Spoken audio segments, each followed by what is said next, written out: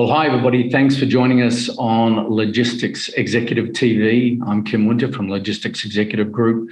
Today, we're going to be talking to a specialist in supply chain from a global perspective. This gentleman, come to know and over the recent years, is a strategic supply chain transformation specialist. He's currently the Chief Transformation Officer with a company called Slimstock, and we'll talk a little bit about Slimstock shortly. He's held senior roles in supply chain around the world, mostly in Europe and also in the Middle East, with L'Oreal, Adidas, LV, MH, Blue Yonder, to mention a few. And he's a specialist in the area in particular of supply chain in terms of S&OP. So supply chain and operations planning, sales and operations planning. And we're now going to introduce Sandeep Walia. Sandeep, welcome. Thank you. Thank you, Kim. Nice to be here. Thanks for joining us. And perhaps you can just give us a bit of a heads up on Slimstock, a global company in the area of inventory and transformation. Perhaps you can give us a bit of a heads up. Yeah, sure. So Slimstock is a Netherlands-based company in business since almost 30 years. So we are recognized as experts in inventory optimization. We have almost 1,500 customers in around 70 countries. We have offices in more than 25 countries around North America, EMEA, Asia Pacific, and Latin America. So we basically offer end-to-end demand and supply planning solution with a clear, dedicated focus on inventory optimization. Okay, excellent. So I want to talk today about, in particular, S&OP and in the context of the sort of pressures and the type of dynamics that most organisations, whether they're in the supply chain or rely on supply chain service providers to solve. So the sort of solutions perhaps that are out there, the type of, before we talk about that, the type of pressures that are going on out in the market at the moment. What are the impacts that we're seeing from a fairly, well, we'll talk about what's normal and what's not normal, but we've had a whole series of disruptions in recent years. And of course, these all impact on the end supplier and goods all the way through the supply chain. Perhaps if you can give us a bit of a heads up on S&OP and then, but maybe even before that, talk about the way you and Slimstock are seeing the market at the moment and the sort of dynamics that are at play. Yeah, definitely. So I think, well, disruptions are the new normal now. Pre-COVID, the supply chains, they were designed to be lean and mean, very cost efficient. But COVID kind of disturbed that equilibrium and led to a paradigm shift where now supply chain resilience is at the top of the agenda of most of the supply chain professionals. As I said, disruptions are new normal, and they can come from any side. Actually, it can be a change in customer expectations, just like we saw with COVID, where most of the business moved from offline to online, and then when the stores opened again or the retail channels opened again, there was a subsequent shift from online to offline. It can be technological. Disruption can come from new technologies. As you can see, there are a lot of new players that are cloud-based that are entering the market to provide different niche solutions around the supply chain space. It can come from let's say, a geopolitical standpoint, where from one day to another, we had this war between two neighboring countries that led to a lot of, that basically led to, created a ripple effect, right, for a lot of supply chains. The zero COVID policy in China, which is a manufacturing base for a lot of companies all over the world. So that was a big disruption that nobody could plan for. It can also be in terms of how eco-responsibility moving forward can drive the business. Circularity, if you are in fashion, apparel or footwear industry, is going to be very disruptive moving forward. So I think supply chains today, they are basically bracing themselves to operate in a world of disruptions where these disruptions can come from anywhere. Okay. Yeah, look, well said. And we certainly, I mean, I know you've worked in a number of economic environments around the world, geo environments around the world, and a lot in retail as well. And we'll perhaps talk about a little bit about that as we discuss things today. But you're a recognised specialist globally in S&OP and the effects of S&OP on a business.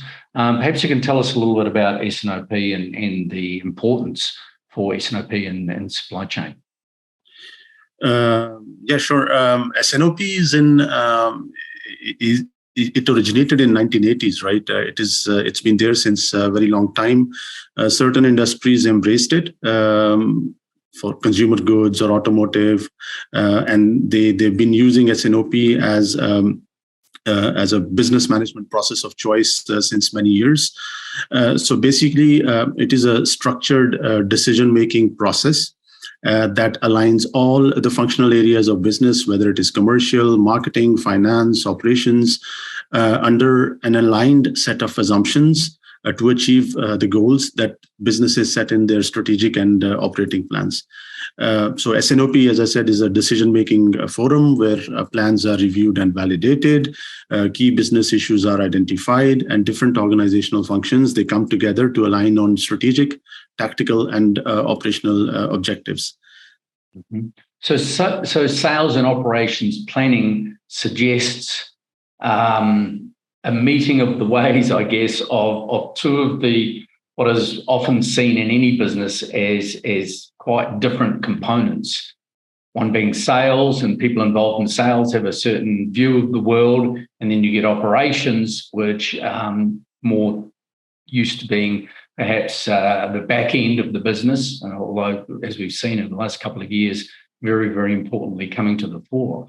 So does this mean that S&OP as a strategy, as a process, is designed to bring together more cohesive operating systems in a business?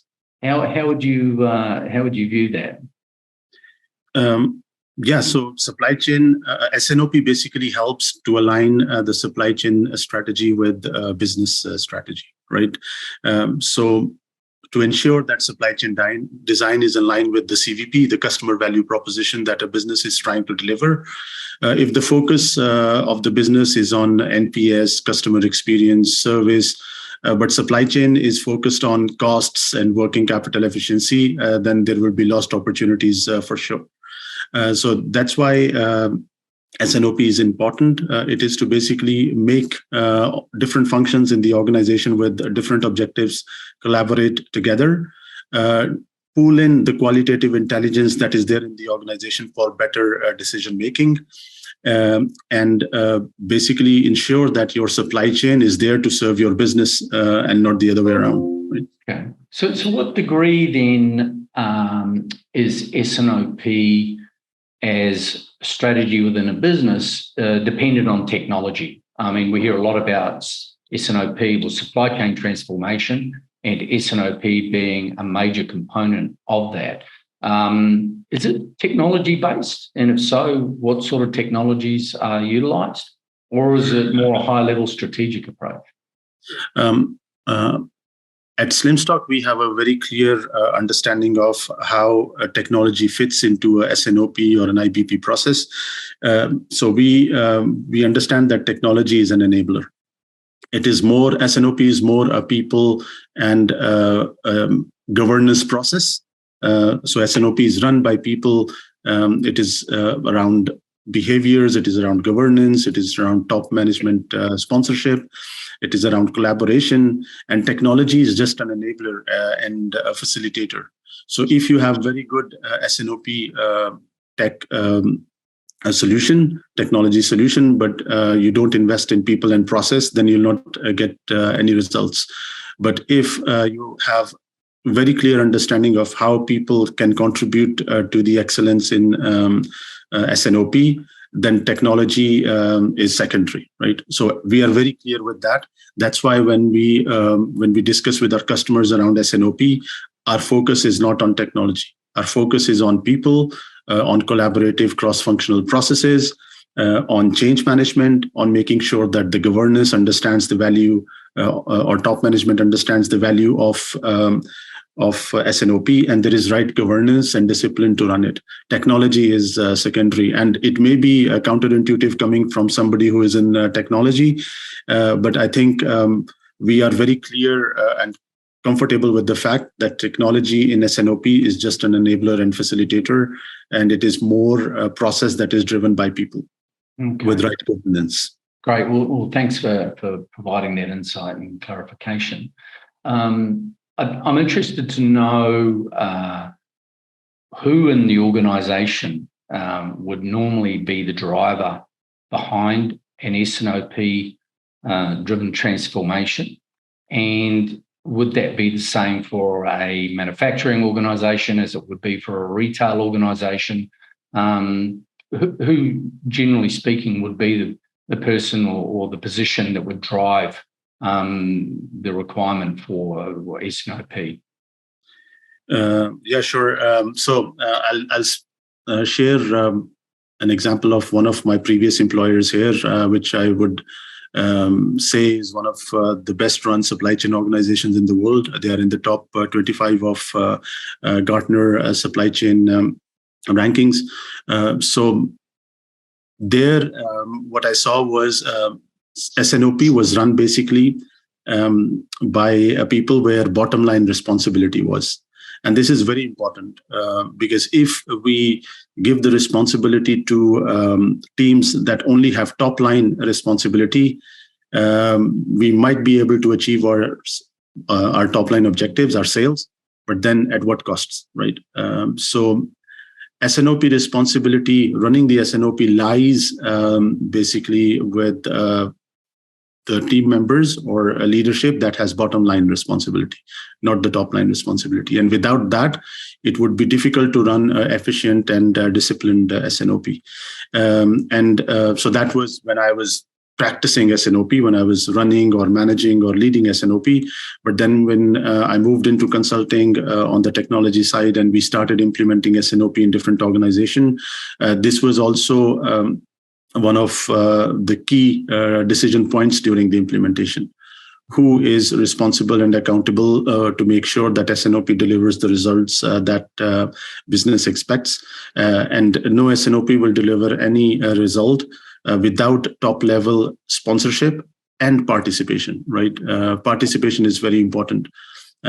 So I would say whether it is manufacturing or retail, the S&OP responsibility lies with the teams that are responsible for bottom line, not the top line. Well, you mentioned it was with one of the major players that you'd worked with before, and I mentioned earlier at the top that you've worked with L'Oreal and Adidas and LVMH. So we won't quiz you on who it was, but those are three of the largest retailers in the world. So we might assume it may be one of those. Hey, it's great. So having that understanding is really useful. I guess one of the other things I'm really interested in understanding is, what would be the tangible benefits that one might expect in an organisation to derive from successful S&OP strategy and execution inside of a business? What are the sort of outcomes that we could expect inside an organisation, and the sort of KPIs that an organisation should be looking to target? So S&OP basically aligns the organization cross-functionally on the corporate health and wealth related KPIs, right? And it helps to evaluate ways to improve your OTIF, on time in full, your customer satisfaction, gross margin, working capital utilization, returns on asset or returns on capital employed, inventory turns, productivity and efficiency, demand accuracy. So there are A lot of KPIs where S&OP directly contributes. But apart from the organizational benefits, there are other key benefits of implementing a cross-functional S&OP. So, as I said, increased revenue, increasing your perfect order rate, asset utilization, reduction of inventory, better demand and supply planning. And more than that, I think it is basically a process that aligns the entire organization into a collaborative way of working, right? Where everybody comes in with their quantitative and qualitative intelligence, and then we basically align our resources to deliver what we promise to deliver to our stakeholders.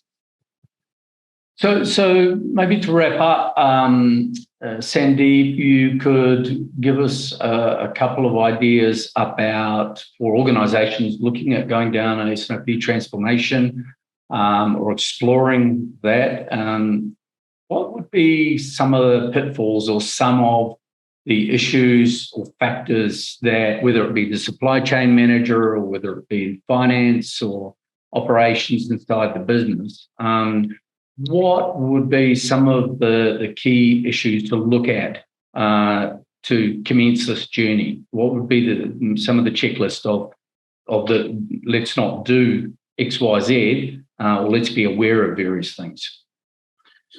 Yes, so I'll say three things here, and we touched upon that a little bit in the discussion. The first one is to make any S&OP process right and deliver value to the business, we need at least three things. Or these three can be considered as the key success factors of S&OP. The first one is that it requires the hands-on participation and sponsorship of executive management or top management, right?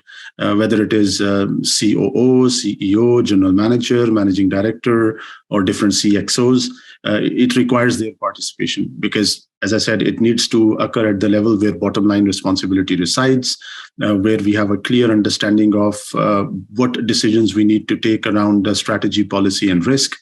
And we have also the possibility to steer the demand side dynamics and the supply side constraints. So first thing, executive management participation and sponsorship.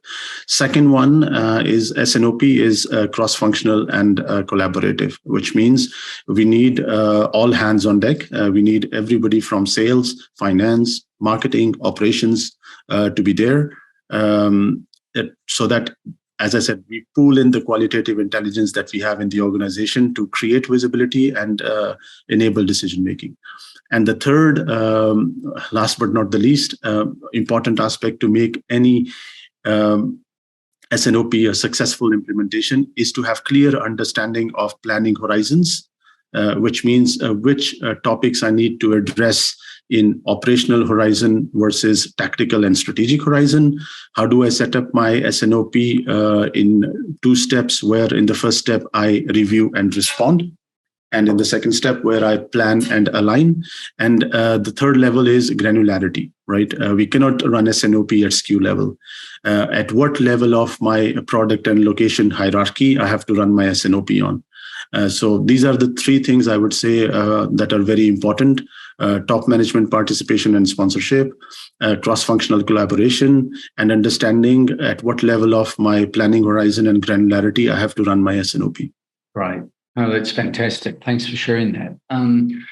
I suppose to wrap up, I'm interested to know, and you may or may not have the answer to this, but I know you've had significant experience in some of the major retailers globally, as we've discussed. From your perspective, are there particular types of companies that are more that lean into an S&OP transformation more than others? I mean, is it generated and more favoured by retail companies or manufacturing companies or distribution companies? Is there any particular bias that you've seen around the world where there's more weight given to S&OP? Yeah, definitely. So S&OP is very popular and successful in product-led supply chains. which means everybody who is into manufacturing/distribution business, they can take value out of S&OP, or they've been taking value out of S&OP over the last two decades at least. Where we still have a lot of opportunity is basically S&OP in retail. So that is still, I would say, a frontier that we have to crack, because retailers, they tend to be more purchasing and execution kind of environment, whereas S&OP is more how to become demand-driven, clearly understand what the demand signals are, and how do I set up my supply response for it. So there is a clear, I would say, in the manufacturing and distribution world, there is a clear understanding of S&OP value add. But on the retail side, we still have an opportunity to convince different retailers how S&OP can add value to their top line and bottom line, basically. Okay. Fantastic. Hey, well, look, thanks for all that information. It's given me much more clarity on the subject, and really thank you for giving us your time. Sandeep, where if people are interested, want to understand more, want to explore a journey in S&OP transformation, they want to find out more about what Slimstock does, where can we get hold of you folks? So I'm based in Dubai currently. We have our offices here in Dubai. The regional offices in Dubai in JLT.